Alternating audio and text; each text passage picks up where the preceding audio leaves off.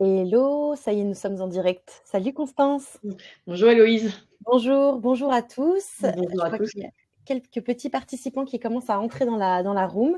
Salut Damien, salut Noam, salut Magali. Eh bien, bienvenue. Je suis super contente d'être à vos côtés aujourd'hui.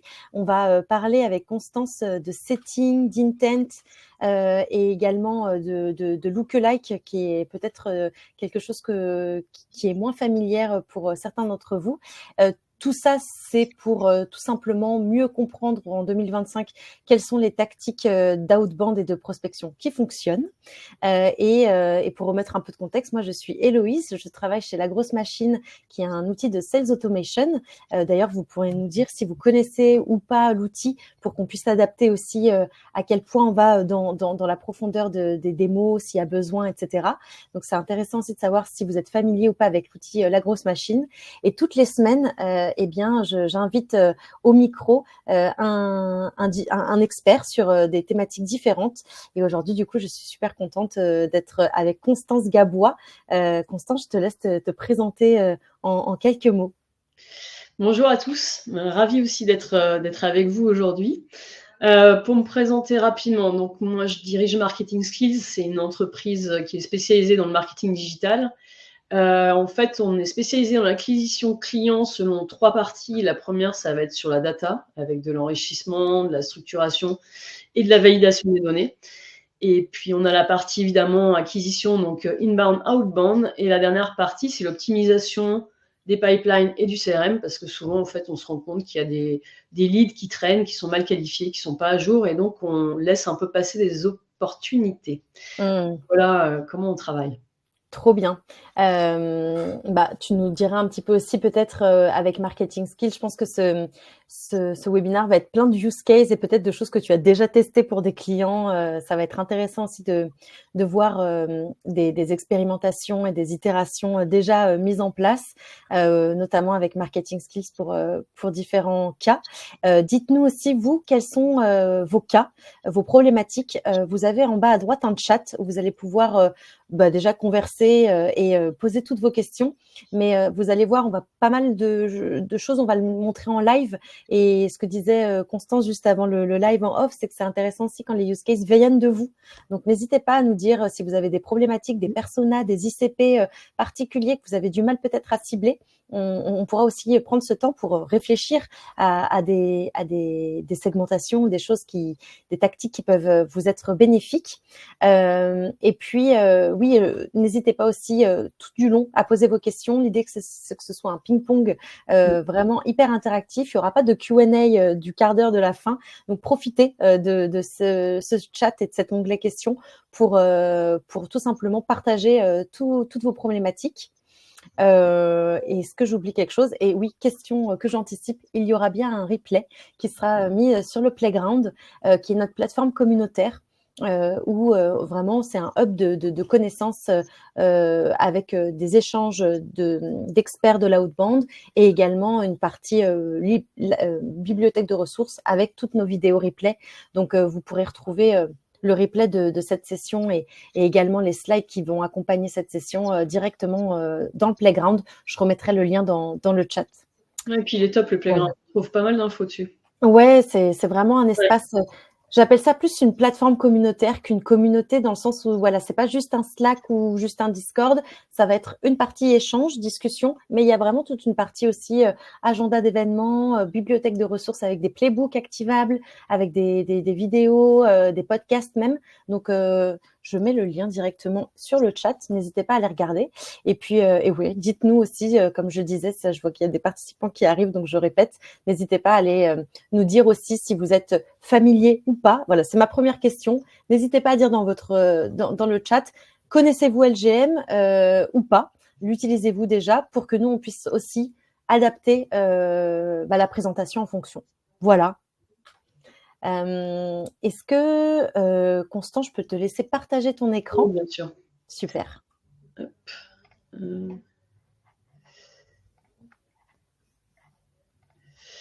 Alors, toc, toc, toc. Partager l'écran, voilà. Yes. C'est parti. Oula. Alors, Parfait. on va se mettre au bon endroit. Alors, tu peux le mettre en plein écran, non? Ouais, diaporama tout en haut à droite. Ouais, c'est ça? OK. Super, Super. merci. Donc, juste, bon, je vais pas me représenter parce que j'ai déjà présenté Marketing Skills. La seule chose que je vais rajouter, c'est que depuis juin 2024, je suis Clay Chapter Lead pour la France. Donc, en gros, je m'occupe de parler de Clay au niveau français, de diffuser aussi des informations par rapport à Clay, des nouvelles choses, etc. Il y a une formation que je lance le 2 avril sur Clay, justement. Donc, le QR code que vous avez là, c'est spécifique par rapport à cette formation-là.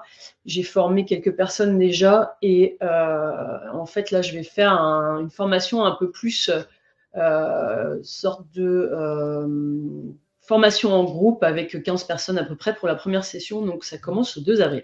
Génial. Bah, n'hésite pas, si tu as le lien d'ici la fin de la session à nous En fait, partager. ouais, sinon je l'enverrai, mais en Ouais, fait, sur le site aussi, marketingskills.fr, vous avez tout de suite sur la page d'accueil un lien trop vers la bien. formation. Bah, super. Et puis, je le remettrai aussi dans la page replay du Playground. Génial.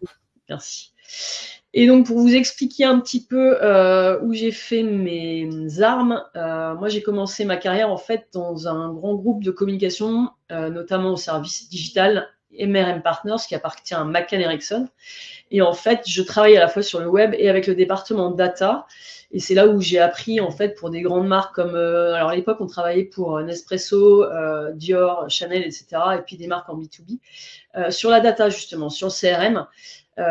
Et ce qui est super à notre époque, parce que l'idée, c'est pas de parler d'avant, c'est qu'aujourd'hui, on peut faire tout un tas de choses. La data, elle est disponible partout. Alors, quand on démarre un petit peu, la complexité, c'est de savoir comment on va la récupérer, cette donnée. Mais en réalité, avec des outils comme Clay, comme Happify, qui vous crée des systèmes avec Phantom Buster, etc., vous pouvez récupérer de la donnée. Et sur LGM, aujourd'hui, vous avez pas mal de choses qui sont mises en place qui vous évitent justement d'avoir utilisé Phantom Buster et qui vous permet de récupérer une bonne partie des données. Donc ça, c'était pour la partie un petit peu... du web. Et l'objectif du webinaire aujourd'hui, je vais revenir après sur la partie de données.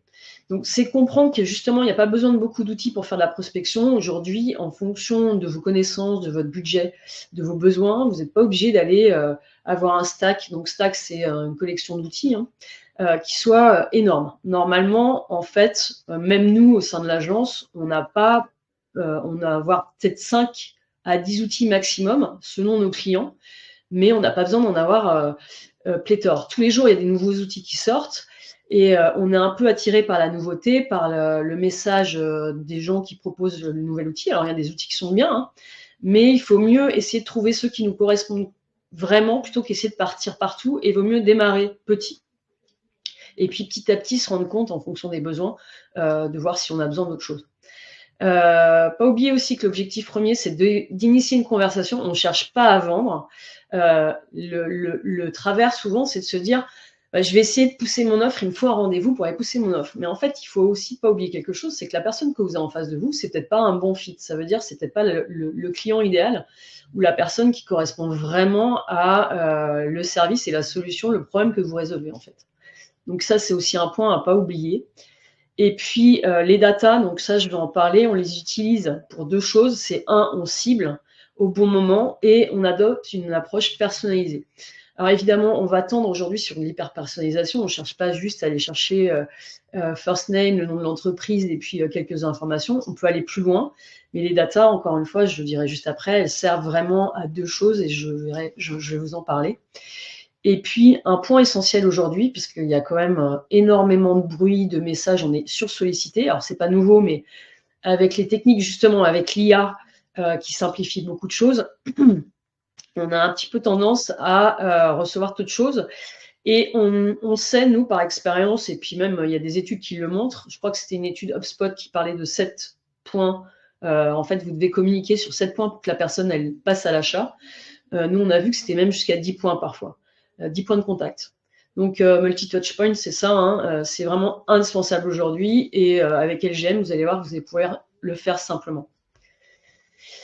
Alors, aujourd'hui, comment on trouve des leads en 2025 ? Avec l'IA, donc l'envoi d'emails personnalisé est devenu très facile. Donc, beaucoup de gens s'y sont mis, évidemment. Et donc, les boîtes de réception sont pleines. Aujourd'hui, est-ce qu'il faut commencer par que de l'email ou tester d'autres choses. Nous, on a vu qu'en testant l'inbound et surtout alors inbound settings et surtout l'outbound settings, on avait des bons résultats. Et c'est vrai qu'en fonction de nos contacts et de nos clients, on ne va pas forcément commencer par du cold email. On va parfois faire de l'outbound setting. Et là, si on n'a pas de réponse, effectivement, parce que tout le monde n'est pas tout le temps sur LinkedIn, on va passer sur du cold email. Alors, l'outbound setting, l'inbound setting, je vais en parler après, la différence entre les deux. Ne vous inquiétez pas.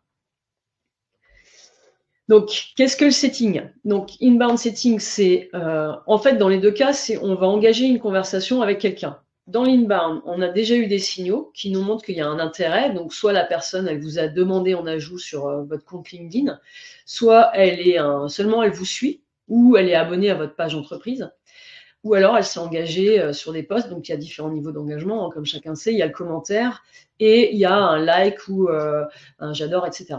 Moi, je recommande plutôt d'aller engager avec les gens qui ont mis un commentaire parce qu'en plus, ça vous permet d'avoir de la matière pour engager la conversation en amont. Je ne vais pas forcément passer beaucoup de temps sur l'inbound setting. La seule chose que je vais faire, c'est passer sur LGM à un moment pour vous montrer comment vous pouvez l'utiliser simplement. Par rapport au message, je ne vais pas forcément rentrer dans le détail. Je vais plus me concentrer justement sur l'outbound setting, comment est-ce qu'on peut créer des messages. Et donc, l'outbound setting, là, on va engager la conversation avec des prospects froids, c'est-à-dire que la personne, elle ne vous connaît absolument pas. Peut-être qu'elle a été voir votre profil, peut-être qu'elle connaît votre nom, mais en tout cas, il n'y a aucun signal de sa part. Donc, on part de page vierge. Donc, l'idée, c'est d'aller évidemment valider en amont différents points. Premièrement, est-ce qu'elle correspond à votre ICP? Ensuite, est-ce qu'elle correspond à votre persona? Donc, de toute façon, l'outbound setting, on va partir d'une recherche SalesNav, par exemple, ou récupérer des fichiers sur Faro, etc. En tout cas, on ne part pas complètement par hasard, on part sur des profils ICP, persona de base. Et après, dans cette base de personnes que vous allez récupérer, de contacts, on va aller enrichir pour trouver les intent signals.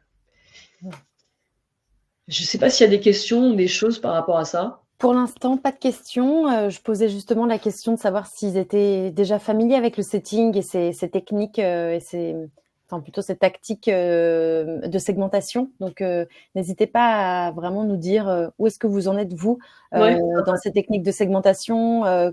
Est-ce que segmentation intent-based segmentation, ça vous parle?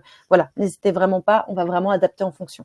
Ouais, et n'hésitez pas aussi, je serais curieuse de savoir qui a déjà au moins testé l'inbound setting, à savoir quelqu'un a laissé un message a fait un commentaire sur un de vos posts. Est-ce que vous avez eu le réflexe d'aller entamer une conversation? Parce que souvent, c'est aussi des prospects, on n'ose pas trop. Alors, quand il y a un commentaire, franchement, il ne faut pas hésiter. Quand quelqu'un vous suit aussi, il ne faut pas hésiter à engager la conversation. Alors, quand quelqu'un vous suit, il faut d'abord la demander en contact. Et puis là, très simplement, j'ai vu que vous me suiviez, je voulais vous ajouter. Et puis après, une fois que la personne vous a ajouté, là, vous commencez la conversation. Alors, évidemment, on parle de la personne, on essaie de chercher quelque chose, mais ça, je vais vous montrer après. On essaie de chercher un élément dans son profil qui permet d'aller poser une question. Voilà.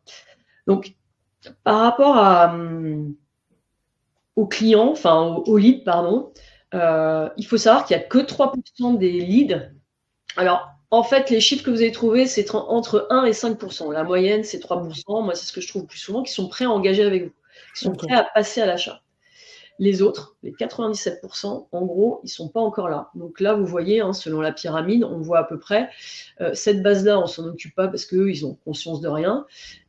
Et vous allez voir petit à petit l'intérêt. Donc nous, on va aller s'intéresser à cette partie ici, principalement ces 30%-là, qui en fait ne pensent pas forcément, mais vont avoir un besoin et ils ne savent pas forcément comment y répondre. Alors, il y a différentes façons. C'est là où, en fait, il va falloir réchauffer votre lead, lui apporter de la valeur. Donc, c'est pour ça qu'on dit tout le temps, quand on fait des messages, on doit apporter de la valeur. Les messages où vous parlez de votre produit alors que la personne, elle ne vous connaît ni d'Ève ni d'Adam, c'est pas possible. Et encore une fois, vous avez besoin de vérifier que la personne, elle correspond bien à vos problématiques, en fait.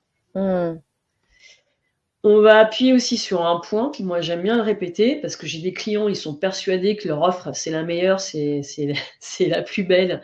Et oui, c'est bien en fait de croire ça, sauf qu'en fait, vous n'êtes pas tout seul. Alors, Océan Bleu, Océan Rouge, je pense que tout le monde a déjà entendu parler. océan bleu, c'est là où vous êtes sur un marché avec peu de concurrents, ou en tout cas vous arrivez à sortir parce que vous avez pris une niche ou un truc particulier, donc vous êtes retiré de l'océan rouge où il y a beaucoup de concurrents. Dans tous les cas de figure, si vous voulez réussir à créer de la conversation, à initier cette conversation, il va falloir quand même avoir conscience que la personne en face, il faut qu'elle ait un problème dur. Problème dur, c'est difficile, urgent et reconnu. S'il n'est pas difficile, en gros, la personne, elle a un problème. On a tous des problèmes au quotidien, ça ne nous empêche pas d'avancer. Le problème dur, c'est celui qui, en fait, vous empêche d'avancer. Comme on dit, vous empêche de dormir la nuit. On parle de cailloux dans la chaussure. Enfin, peu importe les expressions, il faut vraiment garder à l'esprit, c'est ce type de problème-là qu'on cible. Et il faut que votre solution, donc produit, service, réponde à ce problème et que votre message parle de ce problème. Alors, souvent, quand on ne connaît pas le lead, on ne sait pas encore, on doit tester en fait des messages. On ne sait pas exactement le problème. Par exemple, vous avez un problème de acquisition client. Dans le problème d'acquisition client, il y a plein de problématiques. Donc, soit ça peut être, en fait, mes commerciaux, ils cherchent trop, ils passent trop de temps manuellement à enrichir. Donc ça, c'est un problème qui est un problème dur parce que le temps que passent les commerciaux, on peut le résoudre. Et pendant ce temps-là, ils ne sont pas sur le closing. Donc effectivement, c'est une problématique qui est dure. Ça peut être, j'ai pas assez de commerciaux. Donc là, pareil, j'ai forcément, ou j'en ai pas du tout. Vous avez aussi des entreprises. Aujourd'hui, vous avez une équipe marketing. Alors, c'est de plus en plus rare, mais ça arrive encore. Donc, ils ont besoin d'externaliser.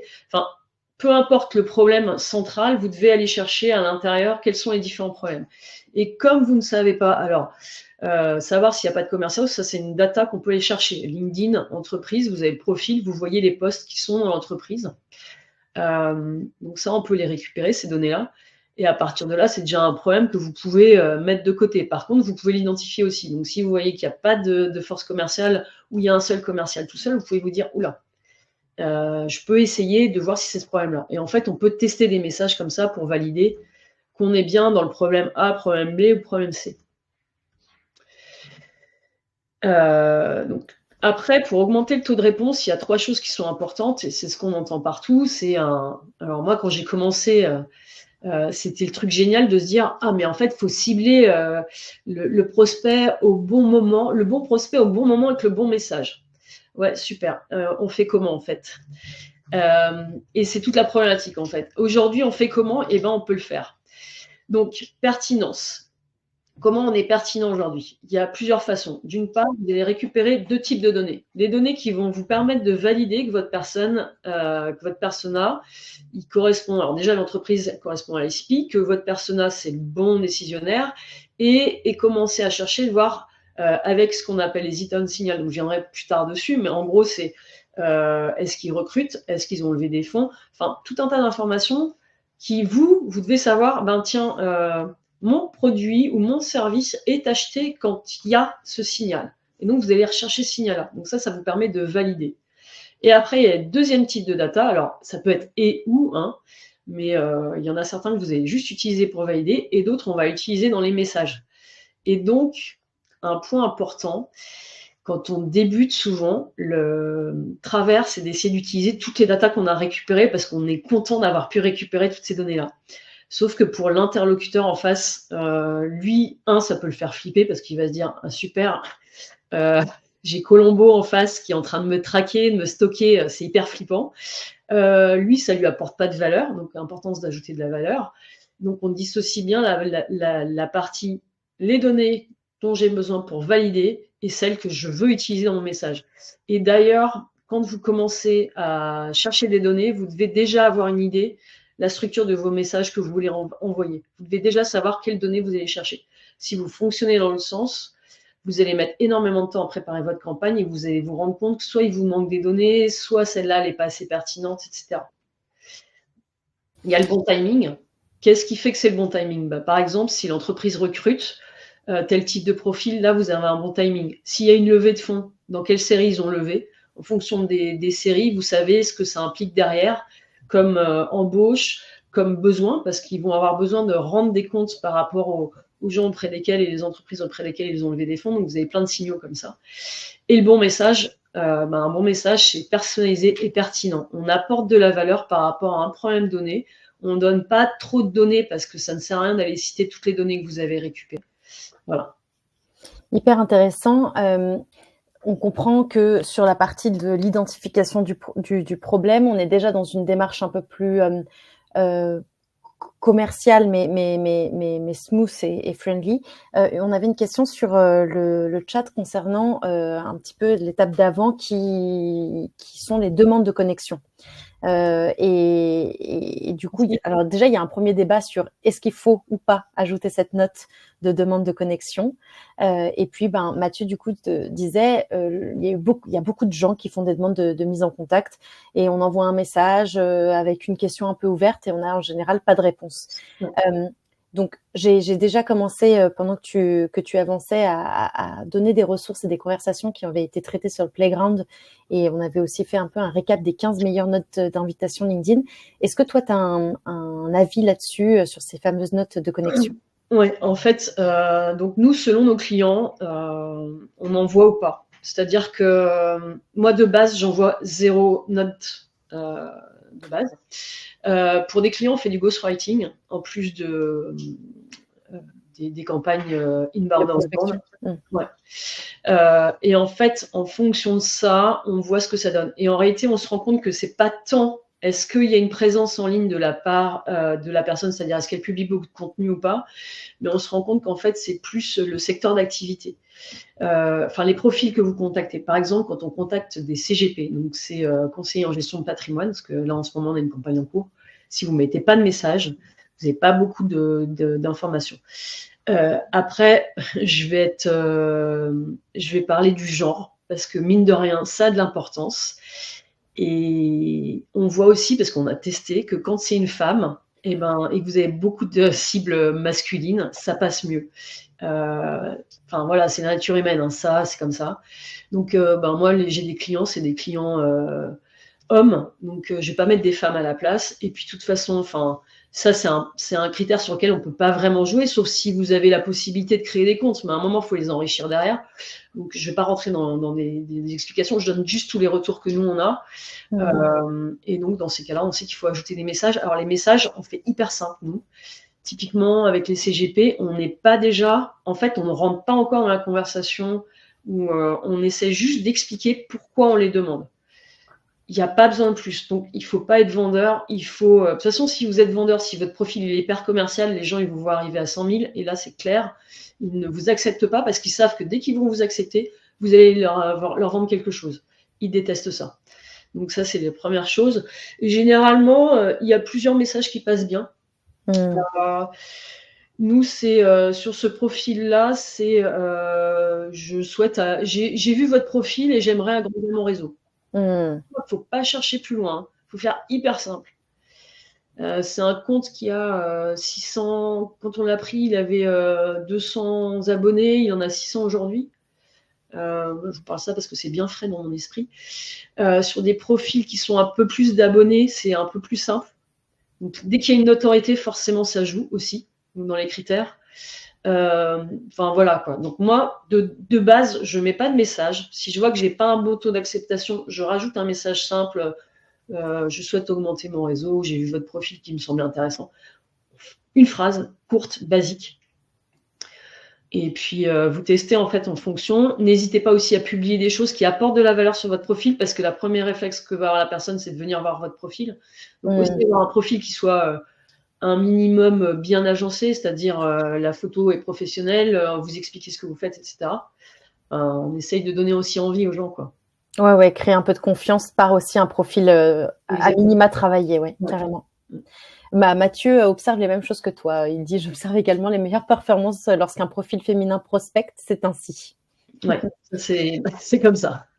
Alors, je fais la gardienne du temps, il est 12:05 et je pense qu'il y a toute une partie aussi de démo qui sera très intéressante. Oui, alors, j'ai un peu parlé des signaux. De toute façon, vous aurez accès à la présentation. Donc, de toute façon, je vais en parler en parallèle. Donc, je vais vous montrer un petit peu dans LGM comment est-ce qu'on fait pour... hop là, quand vous avez... Alors, on va faire audience. Et vous faites nouvelle audience. Non, hop là. D'ailleurs, dites-nous si vous êtes familier ou pas avec LGM. Je sais que vous êtes un peu timide ce matin, j'ai l'impression. Ça m'intéresse de savoir ça. Et puis, je vais aussi en profiter pour vous partager un lien.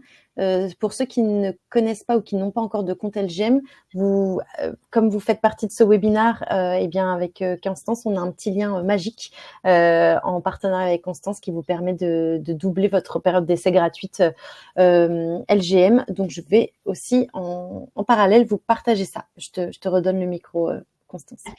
Alors, vous allez ici, quand vous êtes dans LGM, vous allez dans cette partie-là, vous cliquez sur audience et vous faites ici import lead. Et vous avez différentes manières de le faire. Donc, vous pouvez faire de la recherche là-dessus. Je reviendrai dessus après. Donc, c'est sur la base de données d'LGM. Vous pouvez importer directement depuis LinkedIn. Et là, ce qui est super intéressant, c'est que vous avez plein de manières de le faire. Donc, les gens qui ont commenté un post, qui suivent votre entreprise, qui sont enregistrés à un événement LinkedIn, ceux qui ont liké les posts, et puis après, vous avez les recherches classiques avec SalesNav et recherche classique LinkedIn. Ça, je vais un peu moins aller dessus parce que ça n'a rien d'extraordinaire. Je pense que tout le monde connaît et je crois que sur des précédents événements, vous en aviez parlé. Moi, ce qui m'intéresse, ça va être cette partie-là, par exemple, donc commenter un post. Il m'envoie sur LinkedIn. Alors moi, ce que j'avais fait, c'est que j'avais sélectionné un de tes posts. Ah. Ah bah oui. Et donc, je vais aller ici. Ah oui, là, c'est activité all, ouais. C'est une activité et moi, c'est le. Alors, le lien des posts, c'est ici, vous faites un clic droit et vous copiez le lien vers le post. Parce que parfois, ce que font les gens quand il y a un post, si je vais dedans, je ne peux pas aller dedans. Toc. Là, on voit que LGM. Mais... Ah oui, pardon. Oui, alors, clic droit et on fait copier le lien vers le post. Récupérez là, pas quand vous êtes dans un post. On voit plus ton partage d'écran. Ah, les amis directs. Partager l'écran, toc, toc. Donc, ce que je disais, vous cliquez ici, copiez le lien. Ouais. Parce que souvent, quand on est dans un post, bon là je suis dans ton profil, mais si j'étais dans le post, en fait, l'erreur souvent c'est d'aller récupérer l'URL qui est une URL avec des codes. Donc, typiquement, si je vais cliquer sur celui-ci, non. Et en fait, c'est pas le bon truc. Donc, on fait ça. Après, je viens coller ici l'URL et il va l'importer automatiquement. Et donc, ça va récupérer les gens qui ont commenté le post. Donc ça, c'est pour le premier point. Donc ça, je vais le laisser tourner. Et donc, vous voyez, vous pouvez le faire sur vos posts, mais n'importe quel autre post. Exactement. C'est ce qui est bien. C'est pour ça que je voulais montrer ça. C'est pas forcément que les miens. L'autre point que je voulais vous montrer, c'est... donc moi, j'ai importé toutes les personnes qui suivent la page Marketing Skills. Donc là, c'est import lead. Vous allez ici et vous allez follow ma compagnie. Et en fait, il va charger les entreprises. Et là, vous pouvez récupérer Marketing Skills et importer. Moi, j'ai déjà fait, donc on les a ici. Donc on voit, c'est tous ceux qui suivent la page Marketing Skills. Alors, c'est moi qui l'ai nommé comme ça. Vous pouvez la nommer comme vous voulez, votre audience. Et après, là-dessus, on peut faire des filtres. Donc, typiquement, ceux qui sont déjà dans une campagne, ceux qui ont déjà été contactés, vous pouvez les exclure, etc. Donc, ça, c'est l'intérêt. Donc, je vais aller voir où est-ce qu'il en est.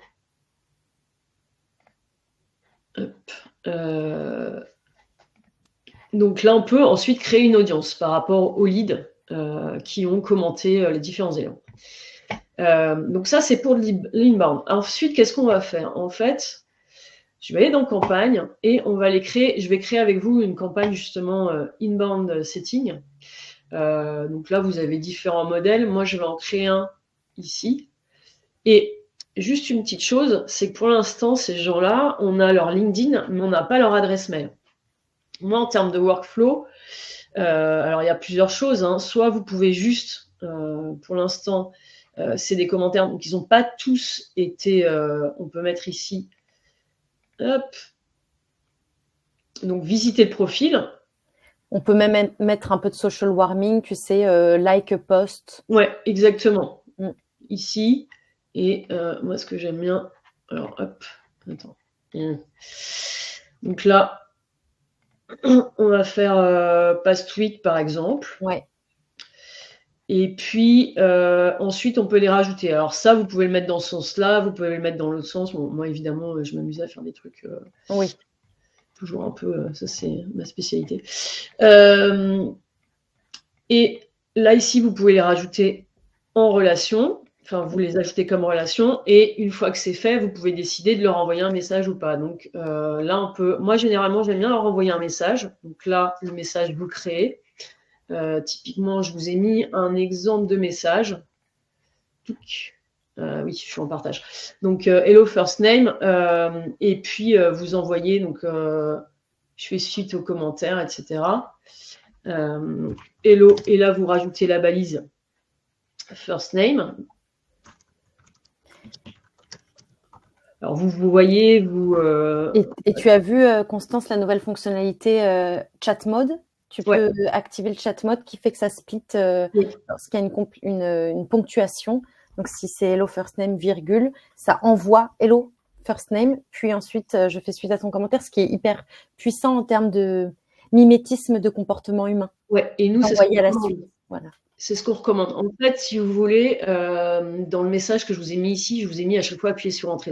Parce qu'en fait, quand vous faites de l'inbound ou de l'outbound setting, je recommande toujours de tester au moins sur 10 contacts, 20 contacts avant de l'automatiser. Il faut toujours faire comme ça pour tester votre message. Et donc, au début, vous allez faire Hello First Name, vous faites entrer, vous retapez. Sinon, ça fait trop automatisé, en fait. Garde bien ça à l'esprit. Et c'est vrai qu'avec ce système-là, ça vous permet d'avoir la reproduction de la même chose. Donc là, je fais suite à ton commentaire sur mon post. Alors, vous parlez du sujet. Là, on fait un point et ensuite vous posez une question en fait. Et la question, quand vous la posez, c'est ça ou ça. Vous posez pas une question. Il faut simplifier, il faut faciliter la réponse à la personne. Donc, on commence pas à rentrer dans une usine à gaz. On va lui poser une question qui est en lien avec le sujet. Donc, ça nous fait une entrée en matière. Comme de toute façon, votre post, normalement LinkedIn, est censé être un post qui répond aux problématiques et qui aborde le sujet, soit de votre solution, de ce que vous faites. Donc, vous êtes vraiment dans votre secteur, dans votre domaine de compétences. Et donc, c'est vraiment ça ou ça, blanc ou noir, enfin, gris ou gris. Enfin, vous trouvez le système. C'est pour ça aussi que je vous recommande de tester avant. Sur 10, parce que comme ça, vous voyez à peu près, tester plusieurs messages, vous voyez ceux qui fonctionnent bien, et après, vous automatisez. Commencez pas à automatiser. Si vous ne savez pas ce qui fonctionne, ça va être un enfer psychologiquement parlant, parce que vous avez l'impression que ça ne marche pas, parce que, bon, ou alors vous avez vraiment beaucoup de chance, et la chance du débutant, tout fonctionne tout de suite. C'est rarement le cas quand même, mais bon, on ne sait jamais. Donc vraiment... vous commencez par ça, et après, moi, ce que j'aime bien faire, c'est aller rajouter une note vocale, parce que ça rend vraiment l'automatisation, ça donne un côté humain. Donc, je vais fermer ça pour l'instant. Hop. Je voudrais juste aller rajouter mon petit truc. J'avoue que les voice, c'est une de mes features préférées. Ça marche hyper bien et en follow-up, c'est super puissant. Ah, salut Martin, je ne sais pas si tu as pu voir mon premier message. En tout cas, Ouais, exactement. t'invite à regarder la ressource que je t'ai promise ou quelque chose comme ça. Alors, ce que vous avez aussi ici, c'est que vous pouvez sauvegarder des templates. C'est-à-dire que si vous avez des campagnes, vous avez déjà des templates qui ont fonctionné, vous pouvez les enregistrer ici et les récupérer. Comme ça, vous n'avez pas forcément d'ouvrir 15 écrans, faire des copier-coller, etc. C'est beaucoup plus simple. Et donc là, après, on va rajouter ce qu'on appelle une note vocale. Alors, toi, j'aimerais bien que tu te fermes. Mais il a décidé de m'embêter. Voilà. Et donc là, c'est hyper simple. En fait, vous pouvez utiliser... donc, il vous explique. Hein, moi, ce que j'aime bien, c'est rajouter quand même... Alors, bonjour, pas forcément, parce que vous avez déjà parlé. On garde bien à l'esprit qu'on est dans un chat. Enfin, les DM sur LinkedIn, c'est pas de l'email. On essaie de faire un truc qui soit un peu fluide. Donc, vous pouvez mettre, je sais pas... moi, je mets pas de bonjour. C'est souvent... Il y a Hello, je crois, si besoin. Ouais, moi, je mets rien, en fait. Ok. Je mets Héloïse, ou plutôt, tu vois, donc soit je vais le mettre là, soit je vais le mettre dans l'enregistrement. Donc là, hop, je pourrais l'enregistrer, hein, ça va prendre mon message. Ça n'a aucun intérêt, mais bon. Si je pourrais l'enregistrer, hein, ça va prendre mon message. Ça marche super bien. Et donc, vous faites cet élément-là, et après, ça va faire le boulot. Bon, là, j'ai pas mis de note vocale, donc évidemment. Mais enfin, ce que je voulais vous montrer, c'est le côté hyper fluide, comment on paramètre ça. Encore une fois, comme je vous le disais, il vaut mieux préparer vos messages avant, comme ça vous les copiez directement dedans, vraiment les penser en amont, et puis on teste d'abord manuellement avant d'automatiser. Quand on automatise comme ça, tout de suite les gens voient en face quand c'est pas fait, quand ça n'a pas été testé. Et donc, question de Mathieu, la note vocale, on la recommande plutôt en follow-up après avoir déjà mis un mot par écrit pour un peu personnaliser l'approche? Ouais, moi je préfère ça. Moi aussi, je peux. Vous êtes sur... alors, là, je suis en inbound setting. Vous pouvez... En fait, c'est même plus simple que ça. C'est que vous pouvez le faire en premier message. À un moment, d'une cible à l'autre, les réactions ne vont pas être les mêmes. Si vous êtes sur une cible un peu type comptable, CGP, ce genre de profil un peu rigide, dans leur métier en tout cas, moi, je préfère commencer par un message. Après, mettre la note vocale. Maintenant, si vous êtes sur des SaaS, des boîtes techniques qui ont l'habitude, qui sont tech, qui sont souvent déjà au courant de tout ça, vous pouvez commencer par une note vocale sans problème. Maintenant, la note vocale, c'est plus compliqué à écouter, dans le sens où s'il y a du bruit autour de vous, si vous êtes occupé, c'est plus facile de lire un message, de le relire après, etc. Donc moi, quand je suis sur un lead qui est froid, message écrit. Comme ça, il a le temps de le relire, etc. Il peut écouter la note vocale, mais c'est un petit peu différent. Jusqu'à présent, cette manière-là, ça fonctionne mieux. Trop bien. Tu commençais du coup la démo en disant on commence par LinkedIn parce qu'on n'a pas leur email, mais et on peut le faire dans l'autre sens. On peut le faire dans l'autre sens, et donc je fais le pont vers l'enrichissement, et puis on a aussi une question sur la partie email. Donc c'est intéressant peut-être de voir. Déjà, un workflow LGM permet de faire du multicanal. Ça, c'est peut-être le premier point à rappeler. Et on est voilà. Ouais. Donc là, on a du multicanal. Typiquement, vous n'avez pas forcément envie de commencer par une bande setting particulièrement. Vous avez envie d'abord d'envoyer des emails. En fait, ici, la condition, c'est est-ce qu'il y a un email pro? Si oui, ça va envoyer un email. Et vous pouvez en rajouter des campagnes, vous pouvez rajouter des relations, etc. Moi, je recommande ce workflow-là, il marche très bien. En fait, vous avez des emails qui sont envoyés. Parfois, même, je rajoute entre les deux ici une visite de profil ou une demande d'ajout, parce que ça permet de visualiser en fait tout simplement votre visage, qui vous êtes, et donc de mettre un profil sur un nom. Et mine de rien, on reste des humains et on a besoin de visualiser les choses. Et puis la personne, encore une fois, elle va venir voir votre profil. Donc, ayez des posts qui soient en adéquation avec ce que vous envoyez. Et alors là, vous allez voir, ça va beaucoup mieux fonctionner. Encore une fois, les gens sont saturés d'emails. Vous pouvez aussi tout simplement rajouter en amont, au-delà de voir le profil, une demande d'ajout ici, et ensuite envoyer l'email. Encore une fois, il faut tester. Vous voyez ce qui fonctionne le mieux.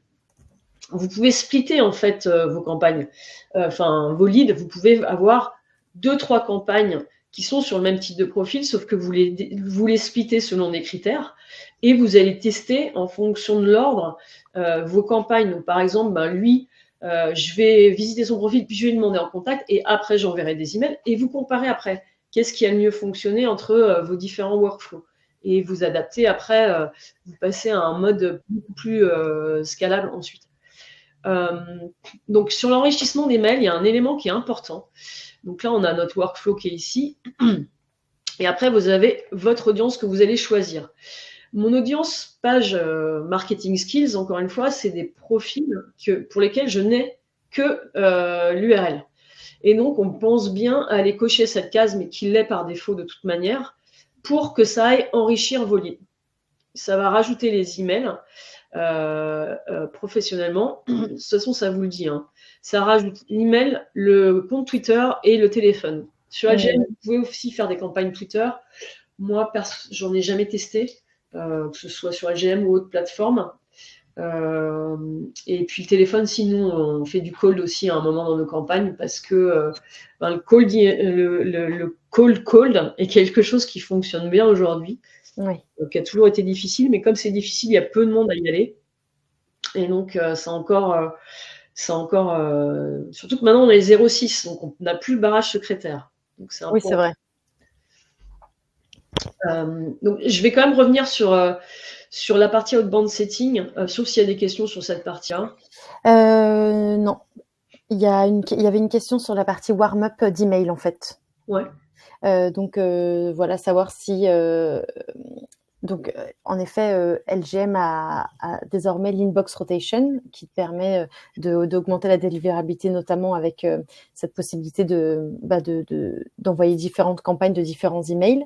Mais la question de Mathieu, c'était de savoir est-ce que le warm-up email est toujours quelque chose de recommandé pour toutes les adresses utilisées parce que même si l'inbox permet une meilleure délivrabilité, on a, ce sont des emails alias et du coup, est-ce qu'il faut warmer toutes ces adresses-là? Alors, c'est pas recommandé, c'est indispensable. Faut savoir que depuis août 2024, que ce soit Outlook ou Google, ils ont renforcé leur politique anti-spam.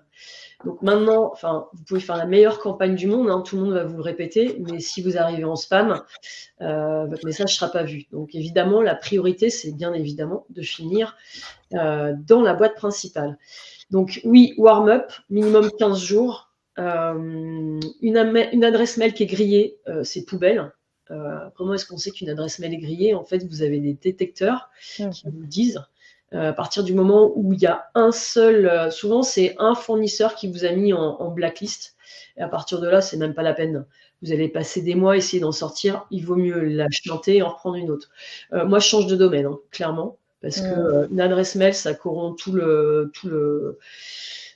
le nom de domaine, et c'est pas parce que vous allez avoir une utilisation trop violente ou virulente que vous allez finir en blacklist. Nous, ça nous est arrivé. Et c'était, par exemple, on avait envoyé 100 emails hyper propres, hyper personnalisés. C'est comme ça, en fait. Pourquoi à un moment on passe pas? Ça peut être un élément dans le message, ça peut être nos messages. Alors maintenant, on n'a plus jamais ce problème-là parce qu'on hyper personnalise nos messages.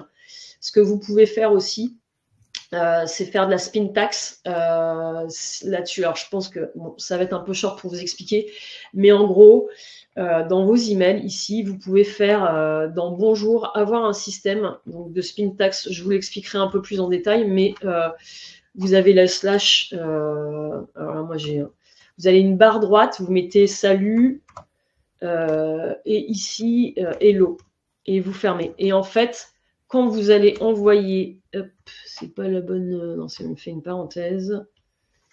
C'est précieux parfois mon. Bon, bref, vous la fermez avec ce petit truc là, il veut pas. Donc la même que là, c'est, je sais plus comment ça s'appelle, c'est pas collade. Voilà, la collade. Et en fait, quand vous allez envoyer le mail, LGM va alterner bonjour, salut, hello. Alors évidemment, en fonction de votre cible, on met pas salut parce que c'est un peu trop familier pour certaines personnes, mais en gros, voilà. Donc c'est ça du spin tax. Et vous pouvez faire pareil pour les messages. Ici, nous simplifions. Vous pourriez mettre nous facilitons. Donc le nous, vous le laissez, mais vous mettez simplifions, facilitons, etc., etc. Ce qui fait que votre message, vous allez avoir plein de messages qui sont différents. On ne met pas un ou deux spin tax, on en met plusieurs. Maintenant, si vos messages sont ultra personnalisés, c'est-à-dire qu'à chaque fois, vous avez enrichi chaque partie ici, et là, nous, c'est ce qu'on fait avec Clé, hein, c'est que chacune des parties, même le CTA, est personnalisé au contact, ce qui nous permet, en fait, on n'a plus besoin de faire de spin tax parce que chaque message est vraiment hyper personnalisé. Bon, vous n'avez pas besoin d'aller jusque-là si, encore une fois, hein, vous pouvez faire beaucoup de choses dans LGM, donc utilisez toutes les parties. Elmi, je te passerai un lien qui explique la spin tax pour mettre en dessous du replay. Oui, carrément. D'infos là-dessus. Et j'ai mis aussi dans le chat un petit GPT qu'on a mis en place chez LGM. Vous copiez-collez votre email de base, bonjour, dirigez une entreprise B2B, com, etc. Et LGM, le petit GPT LGM vous permet de vous proposer des variantes en spin tax à tester avec directement les accolades. Je pense que Constance, tu n'étais pas au courant de ce petit GPT. Non. Parce que moi-même, j'en ai pris connaissance il y a très peu de temps, donc j'ai été trop contente de découvrir ça. Ça peut vraiment c'est top, en plus. Je pense que ça va bien aider parce que mine de rien, bon après nous on a pas mal de GPT aussi en interne, mais quand je vois quand il y a des gens qui cherchent à faire les spin tax, Parfois, Bah ouais. c'est Puis là, embêtant. il est configuré vraiment pour LGM avec accolade fournie et tout, donc c'est top. Ouais, super. Alors, je vais revenir un petit peu sur la partie outbound. Donc, outbound settings, ce qu'on va aller chercher comme message, c'est des levées de fonds, recrutement en cours, dernière post LinkedIn, commentaires sur les posts. Et on va créer un prompt avec GPT. Alors, comment ça se passe? Clairement, on va récupérer les données, donc celles-là. On peut les enrichir, donc on les récupère soit dans Clay, soit dans Airtable. Là, pour aller vite, pour vous montrer les choses simplement, je vais vous montrer dans Airtable. On crée le message, donc moi j'utilise Make. Quand c'est Clay, c'est dans ClayGen directement. Hein. Donc c'est de l'IA, c'est ChatGPT derrière. Et après, on envoie ça directement dans LGM pour envoyer la campagne. Bah, ça fait écho tout de suite à une question de Mathieu qui dit en effet, est-ce que pour tes mails, tu utilises des frameworks ou bien tu génères via de l'IA tes messages? Je les génère par l'IA. On a des frameworks de base. En fait, nos structures sont plus ou moins toujours les mêmes. On a un bonjour. Après, on va partir sur la problématique. Ensuite, on va appuyer là-dessus avec des cas, voilà ce qu'on propose pour aider ça. On va souvent dire, ben voilà, on l'a fait pour telle et telle société. Et derrière, on a un soft CTA et celui-là, on le partage, on le personnalise en fonction de la personne. Donc, ça renvoie soit vers une vidéo, soit vers un lead magnet. On ne force pas les appels dans le premier message parce que, en fait, les gens, ils sont pas au stade à prendre un rendez-vous, là, en fait. Pas encore. S'ils veulent en prendre un, de toute façon, ne vous inquiétez pas. Ils sauront très bien vous dire, je suis intéressé, je veux un rendez-vous. Et on met toujours un PS. Donc le PS, ça va être en fonction de l'actualité. Typiquement, s'ils viennent de lever des fonds, PS, félicitations pour votre levée de fonds. On ne commence pas par ça parce que tout le monde peut récupérer la data et tout le monde va commencer son message par félicitations pour votre levée de fonds. Et au bout d'un moment, la personne, elle se dit, bon, bah c'est bon, ça fait 15 messages où on me félicite pour ma levée de fonds et derrière, on me parle d'un truc. Donc on essaie d'être original dans nos messages. Donc typiquement sur Make, voilà ce que ça donne. On a un webhook en fait qui va récupérer les éléments qui sont ici dans Airtable.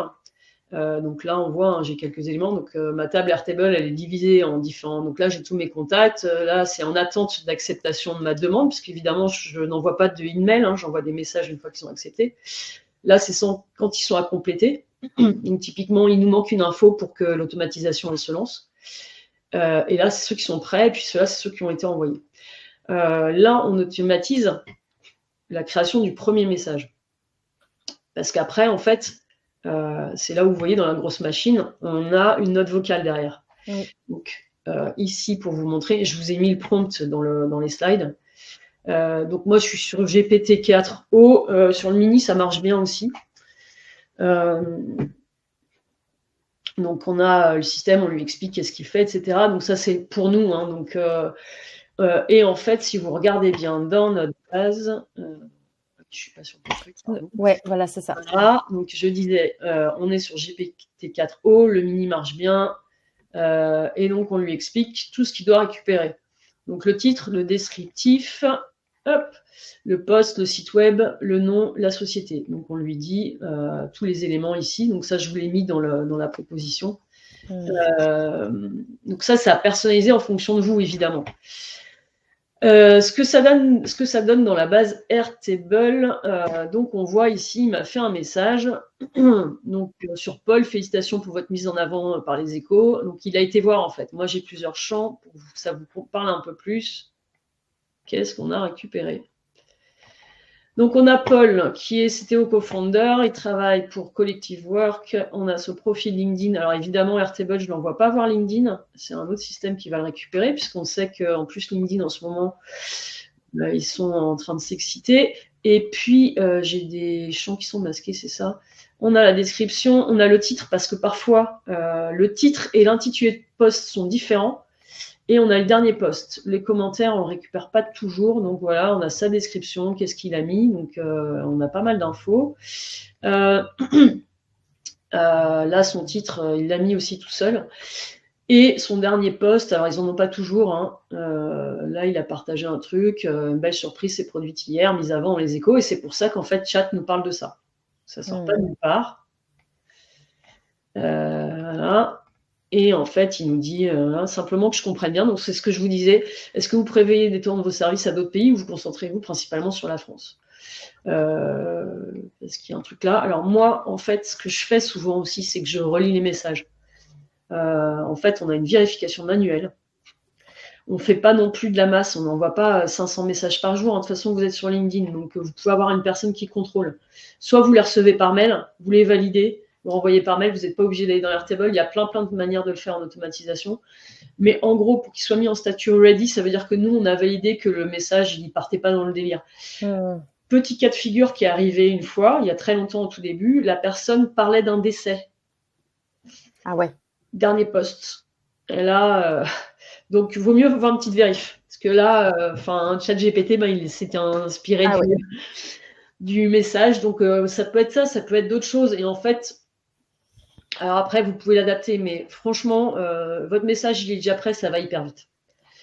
Quand vous faites ça au départ, faites-le à la main. Donc le message, vous le faites automatiquement. Vous allez dans le profil, vous avez le profil ici LinkedIn. Vous cliquez dessus, vous allez sur le profil, ça vous permet de voir si c'est bon, je suis à jour, mon message correspond, vous l'envoyez. Vous faites comme ça pour 10-20 contacts, si c'est bon, après vous automatisez. C'est important de rappeler quand même les bonnes pratiques de l'automatisation pour que ce ne soit pas fait n'importe comment. Quand l'automatisation a démarré, on a tous été à fond dedans, et puis en fait, on a essuyé des plates parce que, voilà, et puis aujourd'hui, on a du recul, donc on sait très bien qu'il faut y aller étape par étape et pas les griller, parce que c'est là où, en fait, on se grille soi-même. Donc après, ça va l'envoyer à LGM. Je vais revenir dans mes dans mes leads. Et moi, ce que je veux dans mes audiences, c'est mon setting. Donc, j'ai mes 6 personnes qui sont ici. Alors, on voit que j'en ai une qui appartient à une autre audience. Donc, c'est intéressant de le voir. Et on voit qu'en fait, l'avantage, c'est qu'ici, vous avez ce qu'on appelle les custom attributes. Et donc, ça rajoute en fait les messages. Donc là, je vais pouvoir créer une campagne. Donc, l'idée, c'était de la faire avec vous. Donc, mon audience, elle est sélectionnée. Je veux de l'enrichissement, puisqu'après, si ça ne marche pas, évidemment, je vais aller mettre un lead. Enfin, je vais aller mettre une campagne email. Donc là, ce que je vais faire, je vais les demander en relation. Non, pardon. Je les ai déjà en relation. Toc, toc, toc. Hop. Je vais leur envoyer un message. Donc là, je vais aller chercher mon first name, puisqu'il n'est pas dans mon message que j'ai importé, et mon custom attribute numéro 1, qui est, donc on met un virgule, on peut mettre un bonjour devant. Là, j'ai un message qui est personnalisé, et ça va lui envoyer directement. Donc là, on rajoute cet élément ici, on n'oublie pas, on fait save. Ensuite, moi, je vais rajouter une note vocale. On avait une question d'ailleurs de Mathieu à ce niveau-là. Toi, tu n'as pas de souci pour passer de Airtable à LGM toutes les données. En gros, Mathieu disait qu'il utilisait un peu la même chose avec Make, Airtable et LGM. Et il disait, voilà, mes problèmes, c'est que pour la mise en page des emails, j'ai un souci dans le sens où il utilise un format en Markdown que LGM peut reprendre pour avoir une bonne mise en page.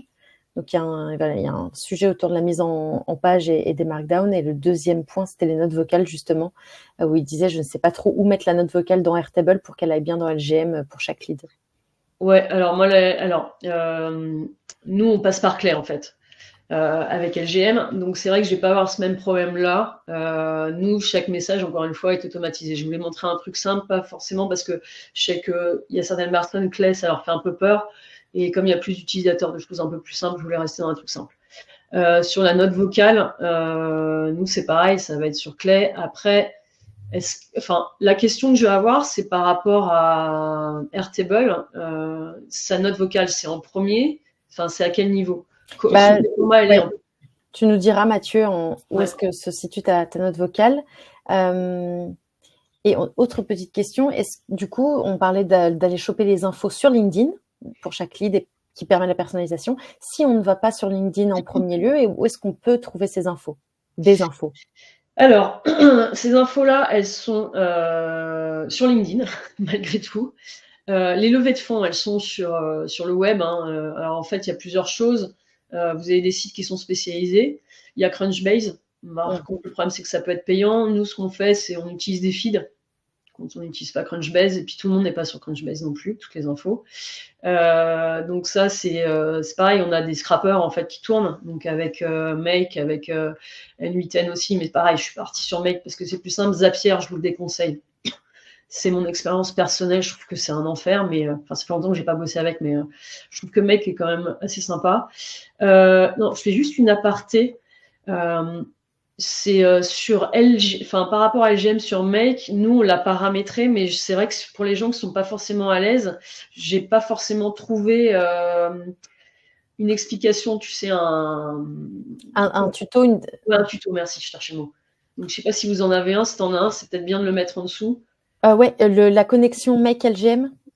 En fait, non, elle est simple à trouver, hein. Tu vas sur Oui. Make, tu tapes LGM, tu le trouves. C'est plus après comment paramétrer, Ah oui. tu vois, les différentes possibilités pour les gens. Je pense que ça peut être des questions aussi. Ou sinon, enfin, moi, je peux te faire un tuto, hein, si besoin, si vous n'en avez pas. Du coup, j'ai perdu le fil. C'était sur le côté des notes vocales, il nous dira, et la page, ah oui, la mise en page Les datas. emails. Ah oui, et la data. Il y a trop de questions en fait. Oui, il y a la Les partie données. data. Alors, les données, vous avez plein de scrappers qui existent. LinkedIn, vous pouvez récupérer, mais avec des scrappers type Happify, c'est pas mal parce que vous ne vous ferez pas brûler. Il y a Photon Buster aussi. Et tout ça, vous pouvez utiliser dans Make, pas forcément que dans Clay. Enfin, ça s'utilise partout. Je pense même que ça doit s'utiliser dans un Google Sheet. Je ne le fais pas assez, mais je pense que oui. Et après, alors, pour ceux qui démarrent, je ne sais pas si on voit le haut de mon écran là. Vous voyez le Web Clipper? Yes. Bon, alors ça, c'est une petite app, une extension Airtable. Et vous pouvez les paramétrer, les clippers. Donc, typiquement, vous voulez sauvegarder un post LinkedIn. Alors, moi, ça, je les ai nommés, hein. Quand je vais ajouter un profil, si je veux pas scraper en masse, mais à la main, si je suis sur LinkedIn, par exemple, on va prendre un petit profil. Je vais revenir sur le tien, Héloïse, je crois. Tac. En fait, vous avez un petit système ici. Donc, j'ajoute un profil et ça récupère automatiquement après un peu de nettoyage, mais en gros, vous récupérez pas mal de choses, donc le titre, le dernier post, etc. Et quand vous faites Add Record, ça va l'ajouter automatiquement. Là, ça va être ajouté dans la base Airtable. Trop bien. Qui est ici. Donc dans All, normalement, tu devrais être en bas. Voilà. Et Louise est là. Toc, ici. Donc voilà. Ça prend 2 secondes. Bon, après, on ne le fait pas à la main pour. Mais encore une fois, hein, faites attention quand vous scrapez les gens. Donc, nous, souvent, on part de Sales Nav. En outbound setting, on coche les gens qui publient sur LinkedIn parce que ça veut dire qu'ils sont sur LinkedIn. Et donc, faire de l'outbound setting sur LinkedIn, vaut mieux cibler les gens qui publient sur LinkedIn. Et après, on vient faire de l'enrichissement. Trop bien. Ça répond à vos questions. Oui, écoute, je pense que je pense que Mathieu a plein de questions. Il le dit, je suis à fond. Donc ça tombe bien, on pourra poursuivre la discussion à la fois sur le playground, mais aussi avec Constance en direct s'il y a besoin. Je vais passer sur les lookalikes. Je vois qu'il ne reste pas beaucoup de temps. C'est hyper simple. L'intérêt des lookalikes, vous avez déjà des clients. Et vos clients, ils sont top. C'est où vous avez un client en tête. Et en fait, là-dessus, toc, hop. Non, attends, voilà. Et justement, si quelqu'un a un nom d'entreprise, alors l'idéal c'est le nom de domaine, il me faudrait le nom de domaine de l'entreprise ou le nom d'un client qu'il aime bien avec lequel il travaille, et on va pouvoir le mettre là-dedans et puis faire la recherche directement. Comme ça, je vous montre. Si vous n'en avez pas, j'en prendrai un au hasard. Allez Mathieu, donne-nous un nom voilà, EuroCRM. Et le nom de domaine, si tu l'as, je suis eurocrm.com. Ah bah allez, voilà. Hop. Donc là, ensuite, on peut définir si on veut une ressemblance à 70%, 80, 85. Moi, j'ai plutôt tendance à aller assez près. Donc là, en fait, on voit que la similarité, vous avez un pourcentage, 99%. Et Soit vous pouvez chercher les leads directement, soit, et là c'est quand même plutôt intéressant, vous pouvez faire une sélection avec les leads ici. Donc par exemple 11 à 50, dire vous voulez des gens en France ou dans d'autres pays, on peut en mettre plusieurs en localisation. Et puis bon, là on va laisser l'industrie. Et là vous faites find leads et il va vous demander les job titles, donc votre persona. Donc typiquement ça peut être les CEO. Ça peut être les founders et les co-founders, parce que souvent on a les deux. Les localisations, elles ne changent pas. Et là, vous pouvez faire... J'entends les... C'est marrant. Donc, je vois qu'il y a des questions, non? Traite. Ouais, bon, là, il en trouve que 2 parce que c'est peut-être pas ces personas-là qu'il faut cibler. Donc, dans ces cas-là, vous recliquez là-dessus, puis vous changez. À la limite, on peut même s'amuser à n'en mettre aucun et en voir les résultats. Non, il en veut un. Directeur commercial. Ouais, ou sales. Je ne sais pas s'ils parlent en anglais. Ils ont l'air d'être... Ouais. Moi, je mets souvent directeur. En fait, je mets tout le temps sur les directeurs commerciaux, surtout sur les SaaS. Souvent, tu as les 2 français et anglais, donc j'ai tendance à mettre les 2. Bon, alors, on en a qu'un.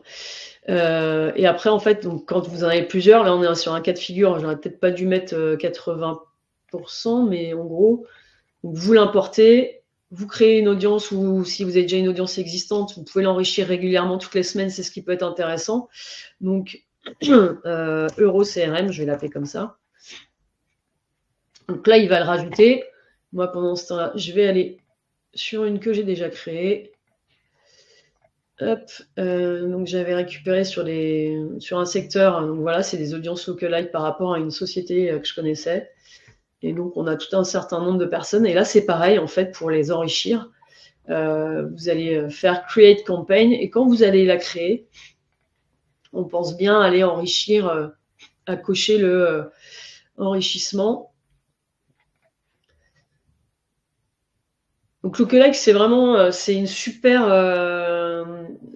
entrée en matière, sachant qu'en plus, dans votre message, vous voulez dire je travaille pour l'entreprise. Donc, dans le cas de figure, la Euro CRM, tout de suite, c'est une entreprise, si on est vraiment, là on a vu, on était dans le même secteur, tout de suite ça va leur parler, enfin, ça devrait en tout cas. Si c'est pas le cas, vous mettez une entreprise de votre secteur, une entreprise similaire comme Euro CRM, et donc c'est en ça que ça apporte de la valeur, parce que là tout de suite vous attirez l'attention aussi là-dessus, vous rassurez. Et je ne sais pas si tu avais cette nuance, Constance, mais le lookalike qui peut être également fait en pipeline continu dans les inbox. En fait, dans l'inbox LGM, donc qui vient du coup centraliser toutes les réponses LinkedIn, email, etc. Dès lors que une réponse à un lead est détectée comme étant positive, donc un intérêt marqué, eh bien le lookalike se réenclenche et te dit cette personne Martin a répondu positivement. Il fait partie de cette entreprise, voici des entreprises similaires. Donc, ça alimente ton pipeline en continu avec cette détection de réponses positives. Ouais, ça, c'est top. Bon, là, moi, je ne l'ai pas parce que je suis sur un compte démo, Ouais. principaux, mais quand il y a des messages, ouais, vous l'avez. Ouais, c'est ça. Mathieu qui dit les lookalikes sont super difficiles à trouver sur SalesNav, donc c'est top. Oui, c'est ça. Il y a... Ouais, SalesNav, de toute façon, c'est pas terrible là-dessus. SalesNav, ça permet de démarrer, mais après, il faut qualifier.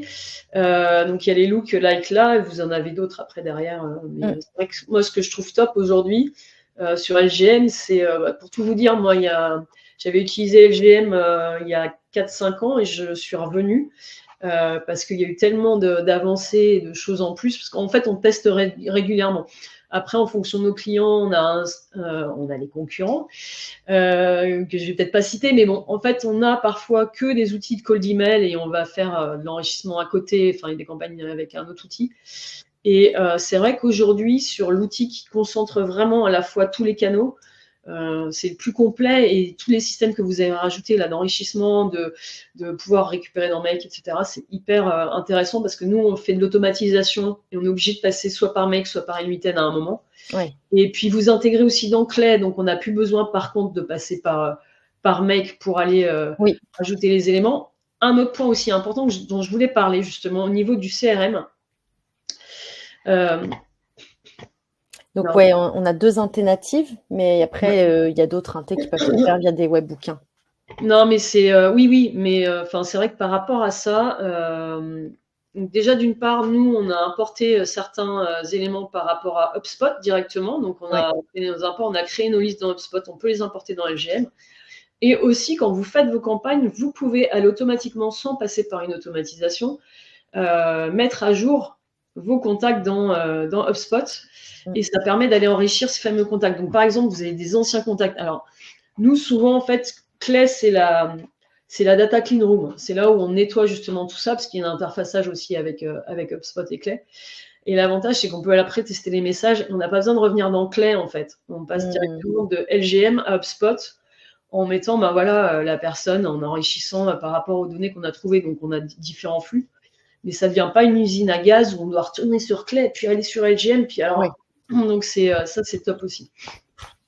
Et sur cette partie-là, c'était moins sur la partie CRM que sur la partie gestion des réponses. Est-ce que tu les envoies sur Airtable, posait Mathieu comme question. Alors, ce que je fais, c'est que moi, en fait, j'ai besoin de savoir s'il y a eu une réponse. Donc, à envoyer, c'est les ready. Et après, quand ça a été envoyé, en fait, on les a ici, tous ceux qui ont été envoyés, et quand on a des réponses ou pas, ce qui nous permet après de faire des relances. Ça, c'est dans la partie Airtable. Ça, c'est la partie Airtable, on ne l'utilise plus aujourd'hui, parce qu'encore une fois, on le fait sur Clay, mais pour démarrer, c'est hyper pratique. Si vous voulez commencer à automatiser. Et en fait, savoir que la personne elle a répondu au premier message, en fait, dans Airtable, ça dépend. Si Airtable, c'est ton CRM, oui, il faut que tu viennes consigner toutes tes données, puisqu'il faut que il faut avoir une base centrale. LGM, c'est un outil qui les datas doivent être à jour, évidemment. Donc, de toute façon, on peut filtrer dans LGM avec la personne, elle a répondu, elle a été contactée. Où est-ce qu'elle en est? On le sait, en fait. Oui, si elle est dans plusieurs audiences aussi, pour éviter qu'elle soit contactée 2 fois, etc. Ouais, on l'a vu tout à l'heure, j'en avais un qui était une personne qui était... 2 audiences. Ouais. Donc oui, il faut avoir une base centrale. Pour vous dire, nous aujourd'hui, on bosse sur Clay et c'est pas notre base centrale parce que Clay, on a plein de workflows, on a plein de trucs, on a une base centrale qui est plus sur Airtable non plus parce que c'est pas assez, on a trop d'entrées. Mais en tout cas, vous pouvez avoir votre base centrale. Moi, je recommande d'avoir une base centrale. Donc, commencez par Airtable. Votre base centrale, c'est quoi? C'est votre base qui est à jour de votre donnée. C'est votre cœur de données, en fait. Et après, peu importe les outils que vous utilisez, c'est votre cœur. Il doit toujours être à jour. Donc, c'est aussi pour ça que je ne recommande pas d'avoir des outils, trop d'outils. Le risque aujourd'hui, c'est de faire des usines à gaz. Et quand on fait des usines à gaz, on ne s'y retrouve plus. On ne sait plus quelle est la bonne donnée. Si vous tombez malade ou votre collègue qui est en charge de ça, il part de la boîte, qu'il n'a pas tenu à jour tous les trucs, vous ne savez plus où sont les choses. Enfin, franchement, le nerf de la guerre aujourd'hui, que ce soit en prospection commerciale ou même pour d'autres choses, c'est vraiment la donnée. Ouais. La donnée, elle doit être vraiment maintenue à jour, en fait, et dans un endroit. Donc, avec LGM aujourd'hui, vous pouvez vraiment, vous avez vu, vous pouvez faire des choses qui permettent d'aller très loin. Donc, encore une fois, vous n'avez pas besoin de cumuler. Je pense qu'un trio gagnant, c'est LGM, Airtable, Make. Ouais. Allez, 16 nav.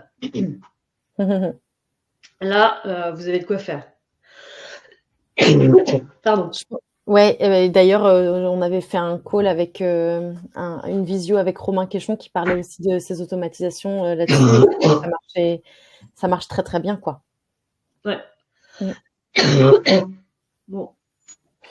Ça tombe bien, c'est la fin de la session. Tu m'avais parlé d'une fin de tout. Ouais, je me bats avec une fin de rhume. Pardon. Bon, écoute, je pense on a fait le tour. Je regarde un petit peu aussi la slide. Ah oui, on parlait du social warming sur la dernière phase, mais on en a déjà un peu parlé. Ouais. Donc, si vous avez d'autres questions, n'hésitez pas avant que Constance ne dépérisse. Mais sinon, je pense qu'on peut doucement clôturer ce ce webinaire. Merci à Mathieu pour toutes ces questions. On a eu aussi un Jason assez actif, mais oui, je pense qu'il y a plein de choses à dire et à creuser. Donc, encore une fois, n'hésitez pas à venir voir le Playground et à discuter en direct aussi avec Constance et à poser vos questions sur le Playground et au reste de la communauté. Et puis sinon, message sur LinkedIn. Message sur LinkedIn aussi, voilà. Bien sûr. Trop bien. Merci Christian, merci Mathieu, merci Jason.